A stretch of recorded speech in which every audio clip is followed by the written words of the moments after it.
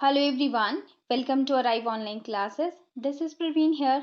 आज के वीडियो में हम सॉल्व करने वाले हैं 2017 का एचपी जीबीटी टेट का प्रीवियस ईयर क्वेश्चन पेपर। मैं आपको बता दूं कि इस वीडियो में ये जो पेपर हम सॉल्व करने जा रहे हैं इसमें साइंस सेक्शन से तकरीबन आपने 16 से 18 क्वेश्चन पूछे हुए हैं। अभी तक हम जो है 2021 का एक पेपर, 2020 के दोनों पेपर 1, 2 और 2019 के भी दोनों पेपर 1 और 2 सॉल्व कर चुके हैं।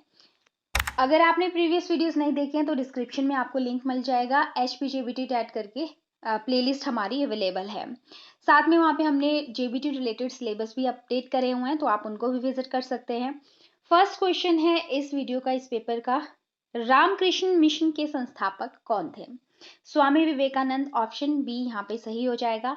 अगला क्वेश्चन साइंस सेक्शन से है, वायुमंडलीय दबाव मापने का यंत्र क्या है? यानी कि एटमॉस्फेरिक प्रेशर हम इसको इंग्लिश में बोलेंगे। एटमॉस्फेरिक प्रेशर को मेजर करने के लिए हम यूज करते हैं बैरोमीटर का। थर्मामीटर नॉर्मल हम टेम्परेचर मेजर करने के लिए, जिसमें हॉस्पिटल वगैरह में क्लिनिकल थर्मामीटर का यूज किया जाता है, और लैब वगैरह में अगर दूसरा जो लेबोरेटरी थर्मामीटर होता है उसका इस्तेमाल किया जाता है। थर्मामीटर से जुड़े हुए क्वेश्चन, टेम्परेचर से जुड़े हुए क्वेश्चन हर पेपर में पूछे हुए हैं। लाइक जैसे आपसे पूछा होता है कि केल्विन को सेल्सियस में कन्वर्ट करिए, सेल्सियस को केल्विन में कन्वर्ट करिए। ये क्वेश्चन रिपीटेड क्वेश्चन आपके सेक्शन में जेवीटी वाले में बार बार देखे गए हैं। तो जब मैंने आपको पहला पेपर करवाया है जो कि 2000 आई थिंक 21 का पेपर है, उसमें ही मैंने आपको ट्रिक बताया था कि कैसे आप याद रखेंगे केल्विन से सेल्सियस में कन्वर्ट करते टाइम क्या चीजें ध्यान में रखनी है। तो आप वहां पे जाके उसको विजिट कर सकते हो। अगला क्वेश्चन है, शुष्क बर्फ क्या है? यानी कि इसे हम बोलते हैं ड्राई आइस। तो solid CO2, carbon dioxide CO2 को हम जो है बोलते हैं शुष्क बर्फ यानी कि ड्राई आइस। अगला क्वेश्चन है, बल्ब में जो फिलामेंट यूज होता है वो किस धातु से बना होता है? कौन सी मेटल उसमें होती है? ऑप्शन बी टंगस्टन यहाँ पे सही ऑप्शन हो जाएगा। सेल्सियस और फारेनहाइट, ये देखिए दोबारा वही टेम्परेचर का क्वेश्चन रिपीट। तो ये टॉपिक तो आप ये से समझिए कि वेरी वेरी इंपॉर्टेंट है। सेल्सियस और फारेनहाइट के तापमान में जो बराबर होता है, किस डिग्री पे वो बराबर होता है? तो -40 डिग्री सेल्सियस पे दोनों की वैल्यूज जो है एकदम इक्वल आती है। कौन सा परिवर्तन रासायनिक है? देखिए दो तरह के परिवर्तन होते हैं, रासायनिक परिवर्तन होते हैं और भौतिक परिवर्तन होते हैं। यानी कि रासायनिक को हम बोलते हैं केमिकल चेंजेस और भौतिक परिवर्तन को हम बोलते हैं दैट इज फिजिकल चेंजेस। तो केमिकल और फिजिकल चेंजेस में एक आपको कैसे आइडेंटिफाई करना है वो मैं आपको बताती हूँ। केमिकल चेंजेस वो चेंजेस होते हैं, रासायनिक अभिक्रियाएं वो होती है जब कोई नई चीज बनती है तो आप उसको रिवर्स नहीं कर सकते। जैसे कि मान लीजिए कोई लोहा है, उस पर जंग लग जाता है, तो जो जंग लगा हुआ लोहा है उसको आप दोबारा से सही लोहे में नहीं बदल सकते हो। लेकिन फिजिकल चेंजेस में कैसे आते हैं? चेंजेस आते हैं जैसे मान लो कोई लकड़ी का बड़ा सा टुकड़ा है और उसको आपने छोटे छोटे टुकड़ों में बांट दिया, लेकिन लकड़ी तो लकड़ी ही रही। ऐसा नहीं है कि लकड़ी का लोहा बन गया, लकड़ी का कुछ दूसरी चीज बन गई, या लकड़ी गल कर मिट्टी बन गई। और एक और, जैसे आप क्या होता है, मोमबत्ती को जलाते हैं, पिघल जाती है, और जब ठंडा होके दोबारा से अपने उसी जो है वो ठोस अवस्था में आ जाती है, तो मोमबत्ती मोमबत्ती ही रही। वो भी आपके क्या चेंजेस है? फिजिकल चेंजेस है। तो यहाँ पे देखिए जल का वाष्पीकरण, अगर जल जो है मतलब वाटर वेपराइज हो रहा है, वेपर में कन्वर्ट हो रहा है भाप में, तो उसको हम वाष्पीकरण बोलते हैं, इवेपोरेशन बोलते हैं। दोबारा से उसका पानी बन सकता है। बर्फ का पिघलना, बर्फ अगर पिघलती है तो दोबारा से आप बर्फ बना सकते हो। पानी तो पानी ही रहा, चाहे वो बर्फ की अवस्था में है, चाहे भाप की अवस्था में है, चाहे जल की अवस्था में है। चीनी और बालू का मिश्रण, अगर आप चीनी और मिट्टी को घोल देंगे तो भी उससे कुछ नई चीज नहीं बनेगी, वो ऐसे ही रहेंगे, अलग अलग उनकी जो प्रॉपर्टीज है। लेकिन लोहे में जंग लगना एक रासायनिक प्रक्रिया है, तो यहाँ पे बी ऑप्शन सही हो जाएगा। तो ये भी एक इंपॉर्टेंट साइंस का टॉपिक है आपके लिए, केमिकल और फिजिकल चेंजेस। सौर ऊर्जा का स्रोत का मिश्रण क्या है? तो यहाँ पे नाभिकीय विखंडन जो है, न्यूक्लियर फिजन जिसे हम बोलते हैं, यहाँ पे सही हो जाएगा। अगला है, मानव पाचन तंत्र का सबसे लंबा भाग क्या है? तो ह्यूमन डाइजेस्टिव सिस्टम से भी काफी क्वेश्चन पूछे गए हैं, हर एक पेपर में कोई ना कोई क्वेश्चन आया। जैसे पिछले पेपर में हमने किया था इनेमल से जुड़ा हुआ, जो कि आपके दांतों से जुड़ा हुआ क्वेश्चन था कि दांतों के ऊपर हार्डेस्ट सब्सटेंस होता है लगा हुआ, इनेमल, बाहर सबसे बाहर की कवरिंग होती है। तो यहाँ पे सबसे लंबा भाग पूछा हुआ है। सबसे लंबा भाग होता है हमारा छोटी आंत, जिसे हम स्मॉल इंटेस्टाइन बोलते हैं। अगला क्वेश्चन है, मानव नेत्र में प्रतिबिंब कहाँ बनता है, यानी ह्यूमन आई के अंदर इमेज फॉर्मेशन कहाँ होती है, दृष्टि पटल यानी जिसे हम रेटिना बोलते हैं, ठीक है, रेटिना के ऊपर बनती है इमेज। और जैसे आप कोई चीज देख रहे हैं सामने से, तो उसकी रेटिना पर उल्टी इमेज बनती है, ठीक है, याद रखना आपने कैसी बनती है, उल्टी। फिर हमारी आंखों का जो रेटिना है वहां से जब मैसेज ब्रेन तक जाता है, तो ऐसे कुछ सिग्नल्स होते हैं जो उस इमेज को ब्रेन तक जाते जाते हम उसको वैसे ही सीधा ही आइडेंटिफाई करते हैं। अगला क्वेश्चन है, मानव शरीर में कितनी हड्डियां होती हैं, तो ये तो सभी को पता है, बिल्कुल बच्चों वाला क्वेश्चन। अगला क्वेश्चन है, मानव का सामान्य रक्तचाप यानी कि ब्लड प्रेशर कितना होता है, तो जो ब्लड प्रेशर होता है उसमें सी ऑप्शन करेक्ट हो जाएगा, 80/120। ठीक है, कंफ्यूज करने के लिए कई बार इस तरह से 120/80 दे दिया गया होता है, पर आप ध्यान रखिए कि 80 पहले आता है, ठीक है, लोअर फिर हायर आता है, डायस्टोलिक देन सिस्टोलिक।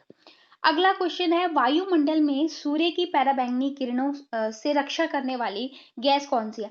सल से आने वाली पराबैंगनी किरणें जिन्हें हम अल्ट्रा वायलेट रेडिएशन बोलते हैं, यूवी रेज बोलते हैं, जो कि हमारे लिए काफी खतरनाक हो सकती है। तो जब सन से वो रेज आती है तो हमारे वायुमंडल में एक परत होती है जो उससे हमें बचाती है, उसे हम बोलते हैं दैट इज स्ट्रेटोस्फियर। ये भी वर्ड आपको याद रखना है, हो सकता है आपसे यही पूछ लिया जाए। स्ट्रेटोस्फियर एक लेयर है जो हमें सन से आने वाली हानिकारक पराबैंगनी किरणों से बचाती है, यूवी रेज से बचाती है, कुछ हद तक उनको वो वापस रिफ्लेक्ट कर देती है। और उसमें क्या होता है, इस लेयर में ये जो लेयर बनी होती है स्ट्रेटोस्फियर में, उस लेयर का नाम है ओजोन लेयर, और वो ओजोन से बनी होती है। ओजोन क्या है, O3 इसका फॉर्मूला होता है, ऑक्सीजन के 3 मॉलिक्यूल मिलकर इस लेयर का निर्माण करते हैं, O3। अगला क्वेश्चन है, किसी वस्तु का भार चंद्रमा पर पृथ्वी की अपेक्षा कितना होता है, तो 1/6। ए ऑप्शन करेक्ट हो जाएगा। नेक्स्ट क्वेश्चन है, गुरुत्वाकर्षण बल के कारण डैश होता है, हम पृथ्वी की ओर आकर्षित होते हैं, बिल्कुल। ज्वार भाटा आता है, बिल्कुल। पृथ्वी सूर्य के चारों ओर घूमती है, बिल्कुल। तो यहाँ पे चारों ही, यहाँ पे उपरोक्त सभी तीनों चीजें करेक्ट हो जाएंगी। अगला है, जल स्थलचर कौन सा है, ये क्वेश्चन भी रिपीट हुआ है। जल स्थलचर का मतलब है दैट इज एम्फीबियंस। एम्फीबियंस किसको बोलते हैं, जो पानी में भी रहते हैं और धरती पर भी रहते हैं, तो मेंढक इसमें से सही हो जाएगा। ये जो ऑक्टोपस नाम से एक जनरल क्वेश्चन आता है कि ऑक्टोपस को क्या बोला जाता है, डेविल फिश बोला जाता है, ऑक्टोपस को डेविल फिश। नेक्स्ट क्वेश्चन है, पादप का जनन भाग क्या है, यानी कि पौधे का ऐसा कौन सा भाग है जो अगली जनरेशन बनने में हेल्प करता है, तो यहाँ पे ऑप्शन बी करेक्ट हो जाएगा। वैसे तो मूल यानी जड़ें हैं, तना है, पत्ती है, स्टेम, लीव, हर एक पार्ट से नई जनरेशन बनाई जा सकती है। कुछ ऐसे प्लांट होते हैं जिनकी पत्तियों से ही नया प्लांट बन जाता है, कुछ स्टेम से ही नया प्लांट बन जाता है, और फूल में मेल और फीमेल दोनों पार्ट होते हैं जो अगली जनरेशन सेक्सुअली प्रोड्यूस करते हैं। तो यहाँ पे हम प्रेफरेंस इस क्वेश्चन में बी ऑप्शन को देंगे। अगला क्वेश्चन है, श्वेत क्रांति किससे संबंधित है, तो white revolution is related with milk production, तो ऑप्शन सी यहाँ पे करेक्ट हो जाएगा। नेक्स्ट है, कपास की खेती कौन सी मिट्टी में होती है, कपास की खेती के लिए काली मिट्टी जो है बेहतरीन मानी जाती है।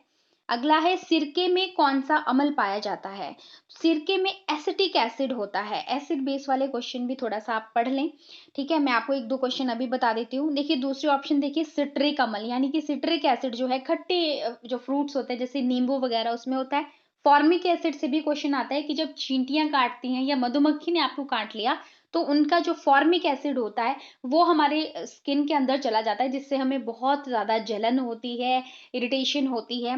लैक्टिक एसिड अगर आपसे पूछे तो कर्ड में, दही में ये पाया जाता है।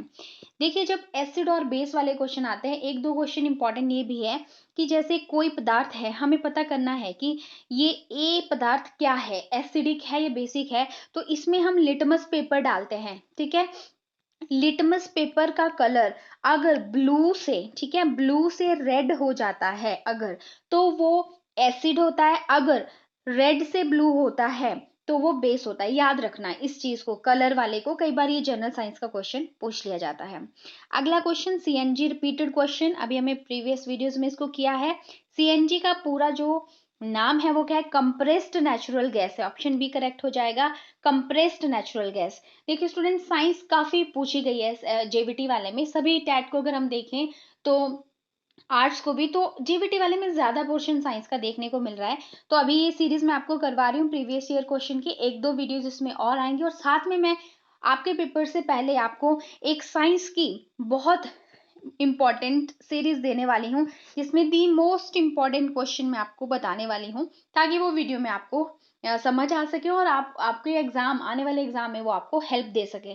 तो जरूर आप चैनल को सब्सक्राइब कर लीजिए अगर आप चैनल पे नए हैं, और अगर आपको वीडियोस पसंद आ रही हैं तो आप जरूर वीडियोस को लाइक करिए, और आपकी कोई फ्रेंड्स तैयारी कर रहे हैं तो उनके साथ जरूर शेयर कीजिएगा। चलिए आगे बात करते हैं नेक्स्ट क्वेश्चन की। भूतनाथ मंदिर कहाँ पर स्थित है?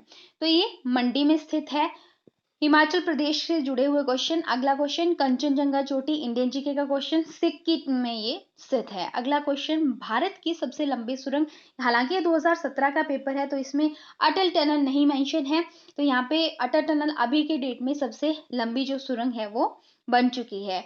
कंप्यूटर का दिमाग किसे कहते हैं? अभी तक जितने भी पेपर हमने सॉल्व किए हैं, इसी पेपर में कंप्यूटर से जुड़ा हुआ ये क्वेश्चन पूछा गया है, तो ब्रेन ऑफ कंप्यूटर कहा जाता है सीपीयू को। अगला क्वेश्चन है, जापान की मुद्रा क्या है? करेंसी क्या है जापान की? येन। ऑप्शन डी करेक्ट हो जाएगा। डॉलर आपका यूएस में ज्यादा चलते हैं, रुपया इंडिया आपको पता है, पाउंड जो है बहुत सारे, इंग्लैंड हो गया, मिस्र हो गया, आयरलैंड एटसेट्रा। अगला क्वेश्चन, शहीद स्मारक कहाँ पर स्थित है? हिमाचल प्रदेश में, धर्मशाला यहाँ पे सही हो जाएगा।